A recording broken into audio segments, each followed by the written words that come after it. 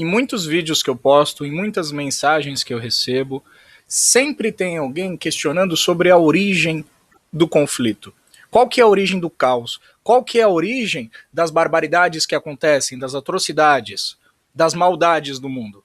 E aqui a gente tem um exemplo claro do que o ser humano mais gosta de fazer, que é pegar o dedinho e apontar para fora procurando um culpado, sem perceber que a causa é você.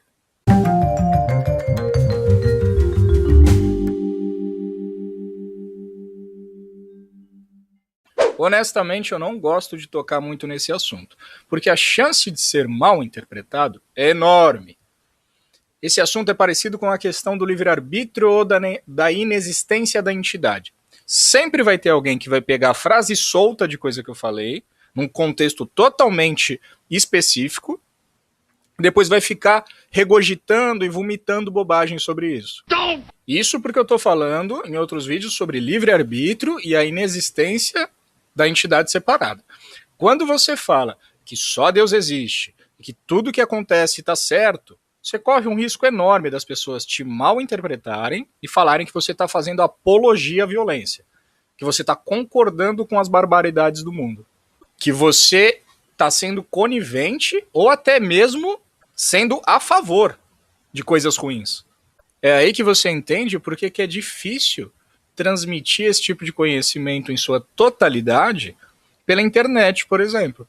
Porque você corre o risco de alguém assistir o seu vídeo solto, sem entender o contexto do que você está falando e mal interpretar.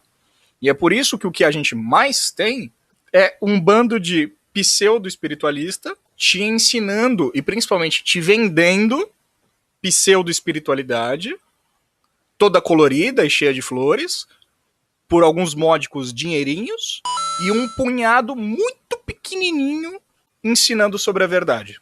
É muito difícil falar abertamente sobre alguns temas que precisam ser tocados de maneira aberta. É por isso que surgem pequenos grupos. O que é uma pena, né? Porque seria interessante se a gente tivesse mais gente falando sobre esse tipo de coisa abertamente e a gente tivesse à disposição esse tipo de ensinamento. Graças a Deus a gente tem.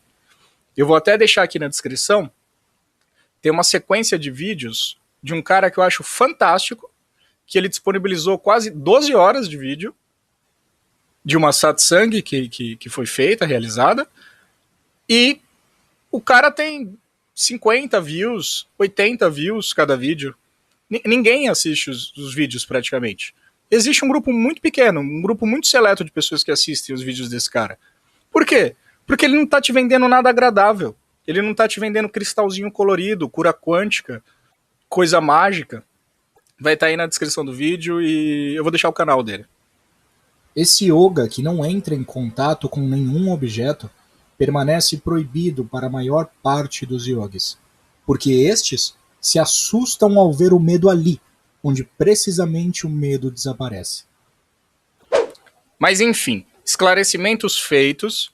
Eu não sou a favor de nenhum tipo de violência, barbaridade, calamidade, assassinato, morte, pancadaria, violência verbal, nada. Eu não sou a favor de nada. O intuito do vídeo aqui é falar de maneira clara e didática sobre a origem de toda essa confusão, de todo esse mal entendido, sem entrar em méritos de certo e errado, sem discutir questões sociais ou culturais. Eu não tenho o mínimo interesse de fazer isso. Vamos lá?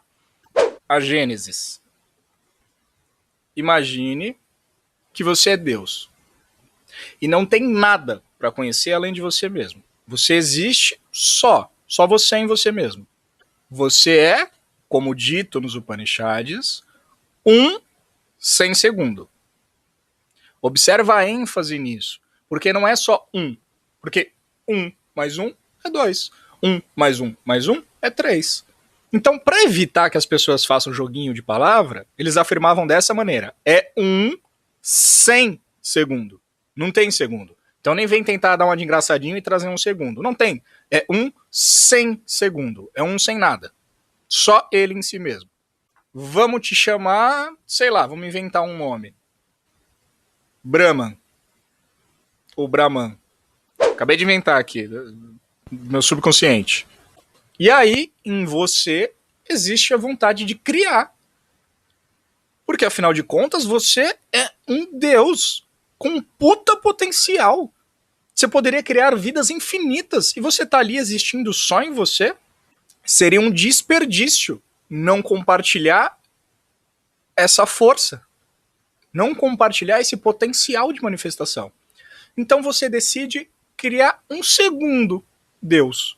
Só que esse segundo Deus não pode ser idêntico a você. Porque se você criar um segundo Deus idêntico, você está sendo redundante, você se criou. Então você não criou nada. Esse segundo Deus pode ser muito, muito parecido com você, mas ele precisa ter alguma diferença. Pode ser uma diferença imperceptível, uma coisinha mínima, mas precisa ter. Senão você não conseguiria diferenciar você desse segundo Deus. Como esse segundo Deus tem uma diferença mínima de você, praticamente é você com alguma coisinha de diferente, e o seu nome é Brahman, vamos chamar esse outro Deus de Brahma. Da mesma forma que eu tirei uma partezinha de mim mesmo, eu tirei uma letra desse segundo Deus. Parece, mas não é. É quase. Muito próximo. É 99,999999999%. Você, como Deus, é 100% perfeição. É 100% consciência, existência e bem-aventurança. Já Brahma, ou esse outro Deus que você criou, é 99,9999999% tudo isso. Mas a gente não pode ignorar esse 0,000000001% de diferença nele. Qual que é a diferença da perfeição? O que é diferente de perfeição? Imperfeição. Nesse segundo Deus, a gente tem uma chance mínima, uma porcentagem ínfima de imperfeição. Você já ouviu falar na máxima hermética? E uma das, né? Porque tem várias. O que está em cima é como o que está embaixo, e o que está embaixo é como o que está em cima. Tudo é um grande fractal. Se você entender o macro, ou se você entender o micro, tanto faz, porque é tudo uma grande repetição. Se você entender um dos dois, você entendeu como todo o universo funciona. Se você, como Deus, sozinho, sem segundo, tinha esse impulso de criar, de se manifestar, e criou um segundo Deus muito parecido com você, qual que é o impulso desse segundo Deus? Criar. Como a gente sabe, Brahma é o criador do universo. Físico, manifesto. Só que vamos pular toda a parte da criação do universo, planeta, sol, estrela, não sei o quê, e vamos direto para a Terra.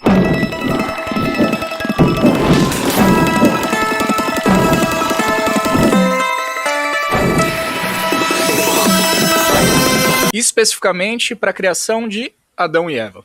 Lembrando que o primeiro Deus, o impessoal, o que nunca nasceu e nunca vai morrer, é 100% perfeito. Ele criou um segundo Deus, que é muito parecido com ele, mas tem uma porção ínfima de imperfeição. E esse outro Deus criou um universo, que também tem uma porcentagem mínima de imperfeição. E essa porcentagem de imperfeição vai aumentando, até a hora que a gente chegou na Terra, e a gente chegou em Adão e Eva. Então eles trazem com eles essa porção de imperfeição. Aí Deus foi lá, botou Adão e Eva, não sei o quê, e falou para eles, não comam daquela árvore ali que tem o fruto proibido. Mas vamos deixar de lado essa historinha que você já sabe e vamos pensar um pouquinho em matemática, em probabilidades. E se eu pegar um espaço delimitado, Jardim do Éden, e eu colocar duas bolinhas dentro desse espaço e começar a bater essas bolinhas de um lado para o outro, de maneira aleatória. Qual é a chance dessas duas bolinhas colidirem? Qual é a chance? 100% de chance. As bolinhas vão colidir. Inevitavelmente. O tempo que isso vai levar, aí sim é variável. Pode levar segundos, pode levar minutos, pode levar horas ou pode levar anos. Mas inevitavelmente essas bolinhas, uma hora, vão esbarrar. O que eu estou representando com essas bolinhas? A chance de Adão e Eva comerem do fruto proibido. Porque lembra? Eles têm uma porção de imperfeição neles. Se a gente estivesse falando de perfeição, de um sem segundo, Deus, primeiro que ele não teria delimitação, e segundo que ele seria um ponto fixo. Essa é a perfeição. A imperfeição envolve probabilidade, envolve chance de dar merda. Tá aí. Essa é a chance de Adão e Eva comerem da fruta proibida. 100% de chance. E graças a isso nós somos os filhos de Éden. E aí você já sabe, né? A gente foi expulso do paraíso e blá blá blá blá blá. Se você não estava preso dentro de uma caverna até hoje, você já sabe dessa história. Vamos direto para a parte que interessa. Adão e Eva são expulsos do paraíso, mas lembra? Eles são filhos do mesmo Deus que tinha o impulso de fazer o quê? Criar. O que eles fizeram? Criaram. 2 filhos, muito bonitinhos. Caim e Abel. Mas, como disse Criolo... É que Abel tinha um irmão, mas Caim tinha Vanessa. Ai, mas que barbaridade, mas Caim matou Abel. De novo, vamos pensar em termos de probabilidade. Se eu pegar um espaço limitado, que era o ambiente onde Caim e Abel existiam, e lembrar que eles eram pessoas que nasceram de Adão e Eva, que comeram do fruto proibido e tinham noções de certo e errado, de agradável e desagradável, de felicidade e tristeza, de ganho e perda, qual é a chance desses dois entrarem em conflito? Em algum momento, por algum motivo. De um sentir inveja do outro achar que o outro está fazendo coisa que não era certa, do outro entristecer o outro. Qual é a chance desses dois entrarem em conflito direto? De novo, a gente traz o exemplo do espaço limitado e das bolinhas. As bolinhas representam a chance deles entrarem em conflito, que é, de novo, de 100% de chance. O tempo, variável. Você pode me dizer, mas se o tempo é variável, poderia acontecer deles morrerem sem nunca entrar em conflito. Eu não vou entrar nesse mérito agora, mas você sabe que Adão e Eva viveram uns 900 anos, né? Caim e Abel viveram 700, 800, sei lá quantos. Os personagens bíblicos viviam milhares de anos, às vezes. Quanto mais próximo de Deus, mais tempo eles vivem. Eu poderia então dizer que a quantidade de tempo é variável, mas a maldade é certa. E além disso, não leve Adão e Eva, Caim e Abel, no literal. Eu não estou falando exatamente de 4 pessoas. A gente pode estar fazendo uma alegoria para representar o surgimento da humanidade. Adão e Eva representam o surgimento da humanidade, que poderiam ser grupos maiores, que começaram a perceber noções mentais de pensamento de certo e errado, e tiveram filhos, e esses filhos começaram a entrar em conflito. Então, não leve tudo ao pé da letra. Independente do nome, independente de quem eram, a chance de dar merda era 100%. Aí agora a gente pula a história um pouquinho mais pra frente. Avança alguns anos aí.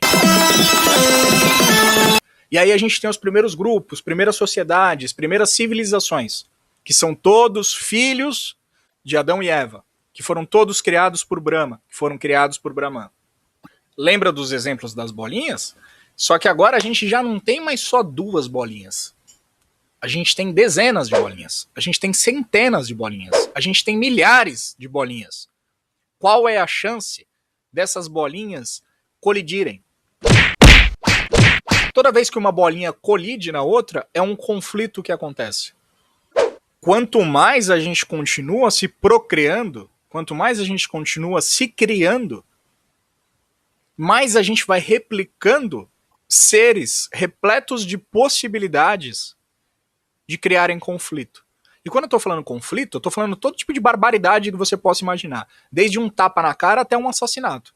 E quanto mais humanos e quanto mais filhos de Éden, mais barbaridades.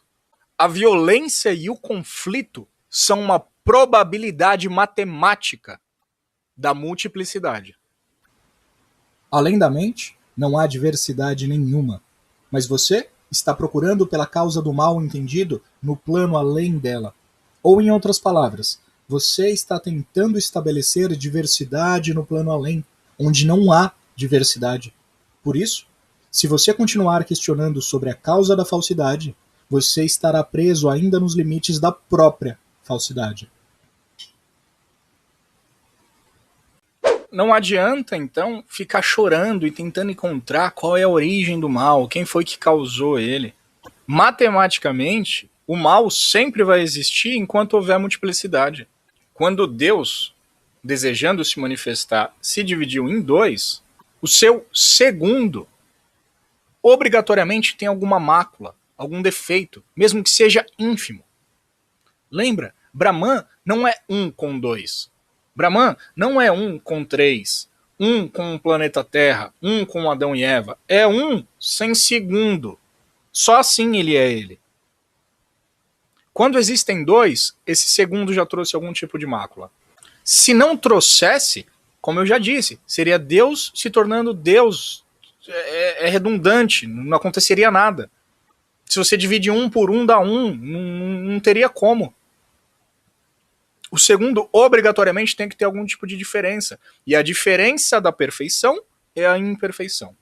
E como eu já disse, não se atente a nomes. Existe um Deus impessoal. Existe uma causa única. Existe um substrato. Existe um Brahma. Tanto faz o nome que você use. Que criou um Brahma, um Vishnu, Shiva, Deus, Ishvara, Horus, Upalelê, Om, Tourinho, Bacaquio Rosa, dos bracinhos longos. Tanto faz o nome que você use. Tanto faz. Basicamente é um Deus impessoal, um sem segundo, e um Deus pessoal. A melhor definição, aí sim a gente usa nome, só para tentar definir uma coisa que é indefinível. Seria Brahman, que é impessoal, e Ishvara, que é pessoal, o criador do universo. Até o Deus criador do universo teve uma origem nesse Deus impessoal. E vai morrer junto com o universo também. Ah, mas Deus vai morrer? Brahma nunca morre. Com N, Brahman, o impessoal, a sua consciência, o seu eu, o seu self. Esse nunca morre, porque ele é 100% não nascido, perfeito, imortal. Já a criação dele, por mais que esse outro Deus aqui seja 99,99999% perfeito, existe 0,000000000000000 de imperfeição nele. Então, ele morre. Ele se desfaz. Ele passa pela dissolução cósmica. Porque ele é parte da manifestação. Ele é quem dá origem ao universo manifesto. Trocando em miúdos, diferente do Deus perfeito que criou esse segundo Deus quase perfeito, ele é nascido, mortal e imperfeito. É a única maneira de existir manifestação. Mas ele ainda é um cara muito gente fina. Olha pra carinha dele.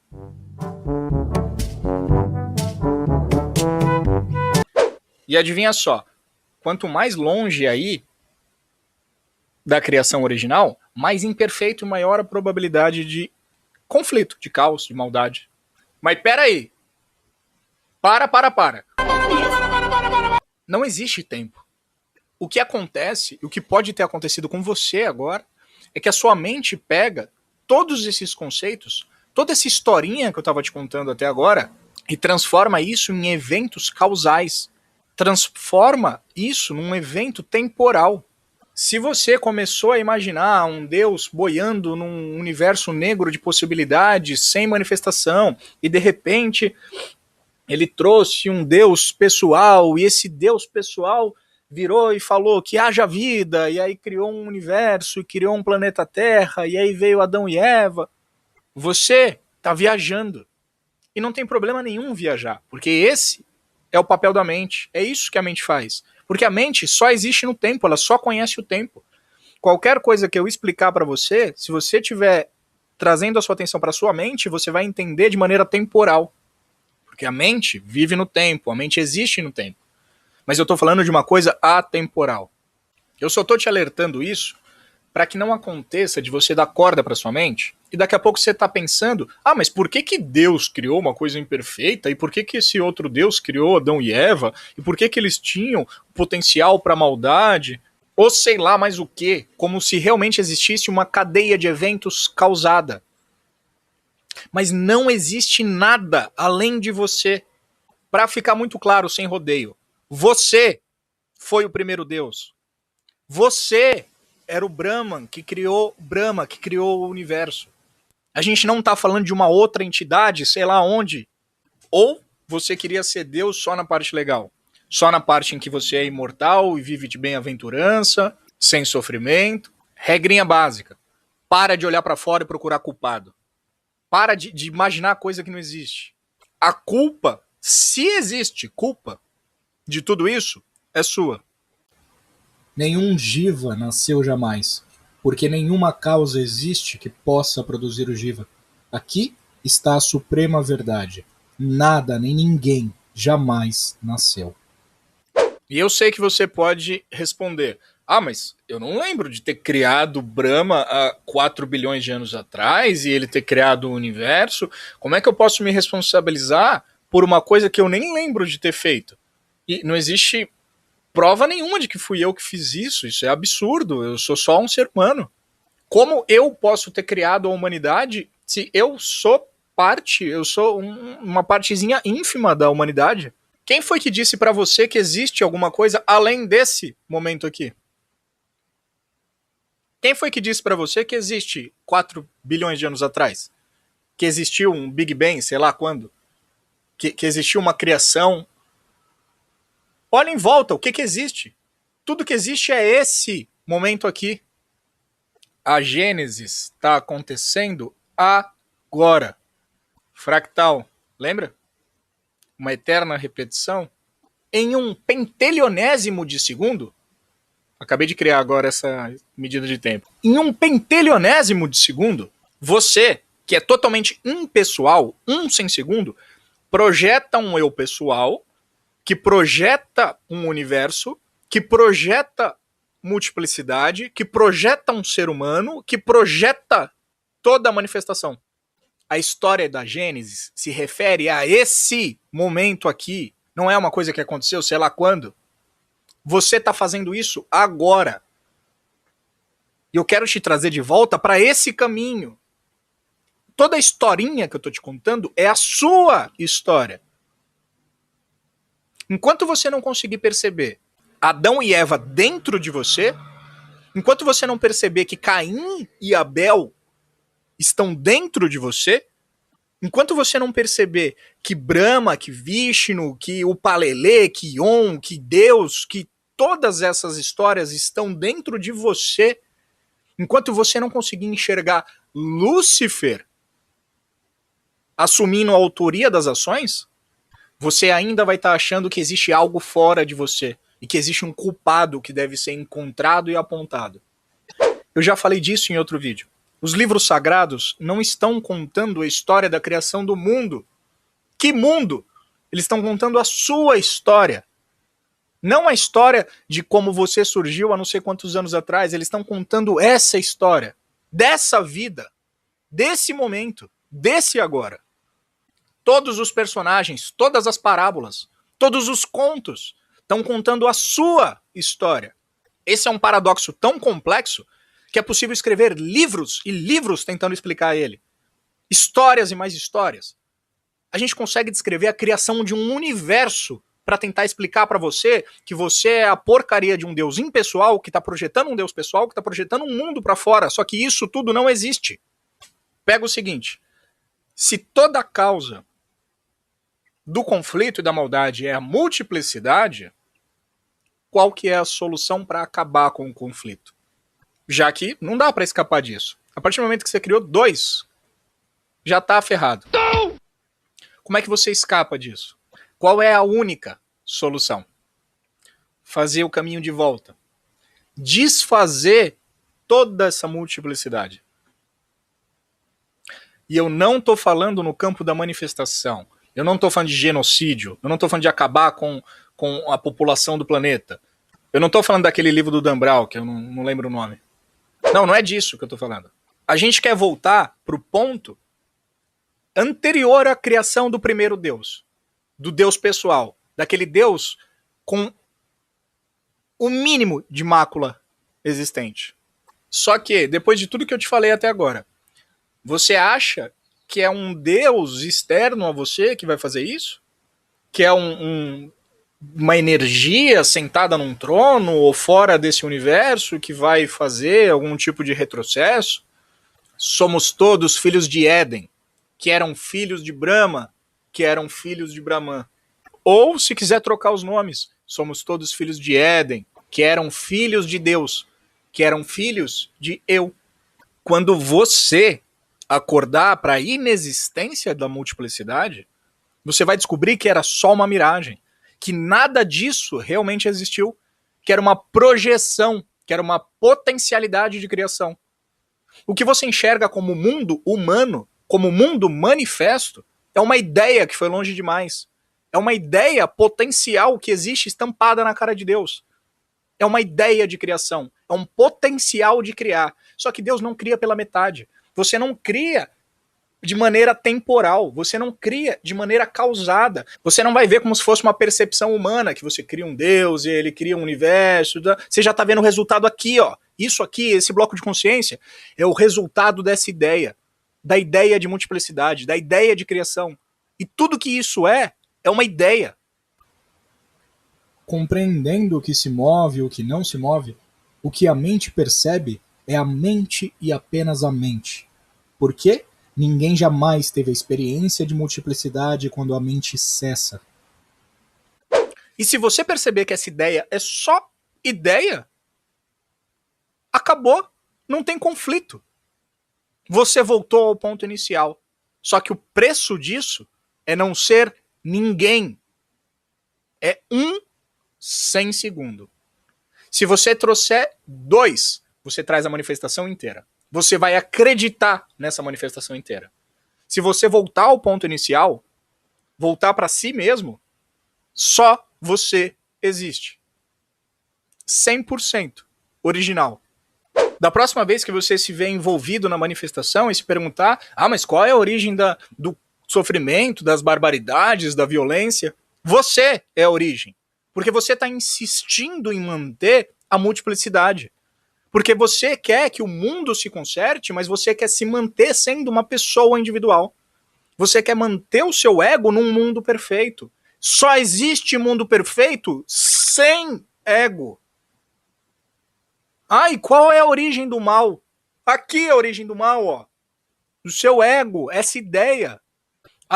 Mas o que você está falando é extremamente egoísta. Porque se eu acordar para a minha verdadeira realidade, de Brahman, como você diz, o mundo vai continuar com as suas violências e barbaridades e conflitos. Certeza? Você tem certeza disso? Testa. O que custa? Testa.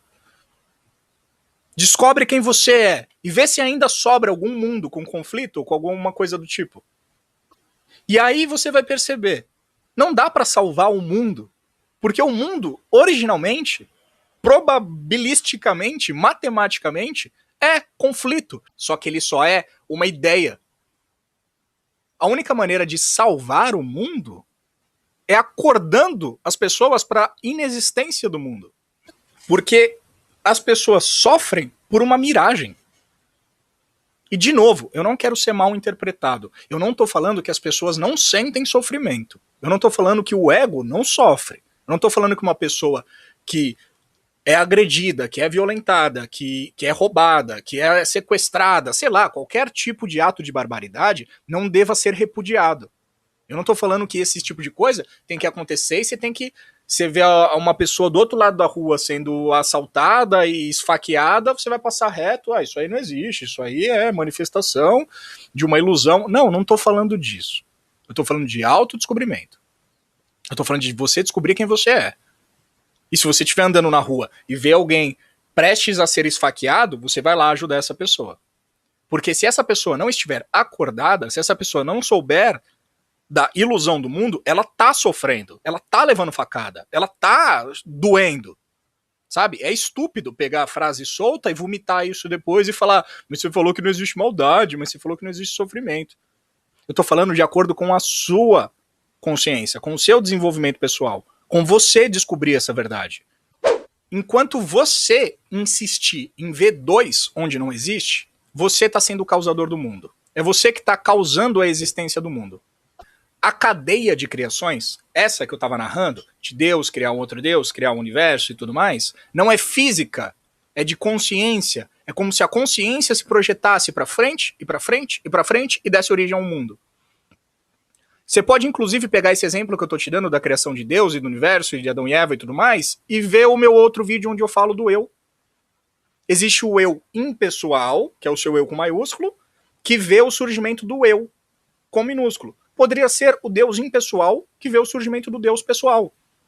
E esse eu com minúsculo vê o surgimento das impressões mentais, da atenção. E essa atenção é o mundo, que vê os sentidos, que é a manifestação. Então você pode só trocar os nomes, tanto faz. Você, não seu vizinho, não outra pessoa, não eu, você existe sozinho como Brahman. Só que quanto mais você contrai a sua consciência em direção a essa miragem que está na sua frente, mais você se identifica com a manifestação física. É como se você descesse degraus. E você vai descendo de degrauzinho em degrauzinho até se ver como um ser humano. E aí você se envolve com os pensamentos e acha que você é o ser humano. E adivinha só, como eu estava falando, a manifestação obrigatoriamente traz conflito, traz erro, traz mácula. E quando você desce os degrauzinhos até chegar no humano, você obrigatoriamente é um pecador. Porque a manifestação tem que estar errada. Ela tem que ter erro. Ela tem que ter pecado. Foi por isso que Deus virou quando estava Maria Madalena lá para ser apedrejada e falou, quem não tiver pecado que atire a primeira pedra. Porque ele sabia que todo mundo tinha pecado. Porque todo ser humano tem pecado. Porque a única maneira de você descer os degrauzinhos e se identificar como um ser humano é pelo pecado. É assumindo a existência de um corpo humano que peca, que é errado, porque ele não é perfeito, porque ele é múltiplo. Não existe nada além do que está acontecendo agora, nesse exato momento. A única diferença entre você perceber você mesmo como sendo Brahman, ou como sendo Deus, ou como sendo Self, e percebendo-se como sendo um ser humano, é simplesmente de consciência. São os pensamentos equivocados que você insiste em ter ou se identificar. Quando você interrompe o movimento da mente, quando você para de se identificar com os pensamentos, tudo isso acaba. Perceba os pensamentos como sendo toda a Gênesis. Surge o pensamento eu, que é esse Deus manifesto. Surge outros pensamentos, eu gosto, eu não gosto, os pares de opostos, Adão e Eva. Surge outros pensamentos julgando a multiplicidade, Caim e Abel e toda a civilização. Começa a perceber que toda a Gênesis está acontecendo agora. O primeiro pensamento é Deus, o segundo é o universo, o terceiro é o firmamento, o quarto é a terra, o quinto são os mares, o sexto pensamento são os peixes, o sétimo pensamento são os humanos, o nono pensamento é o Jardim do Éden, o 10º pensamento é o mundo, e vai, traz a história até aqui. Olha onde você chegou. Por quanto tempo você vai continuar fazendo isso? Só que não existe tempo. Todas essas coisas acontecem de maneira instantânea, agora, nesse exato momento.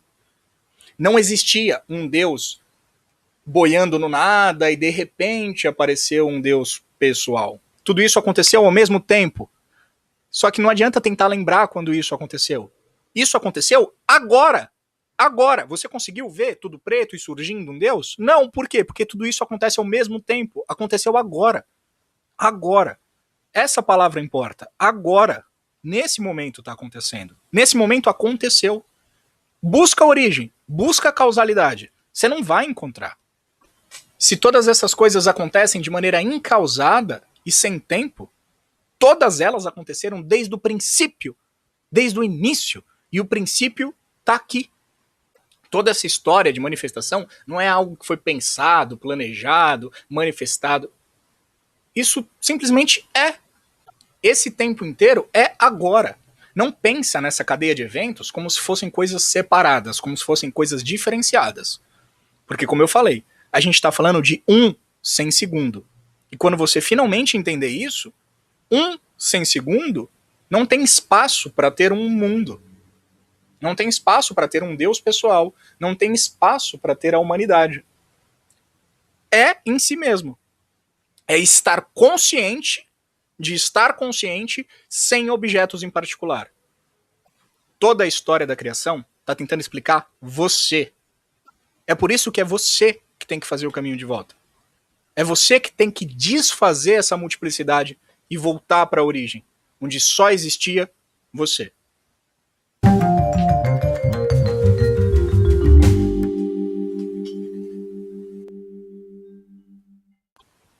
Lembro-lhe novamente, a única diferença entre você e o sábio é que você vê o mundo e se identifica com ele.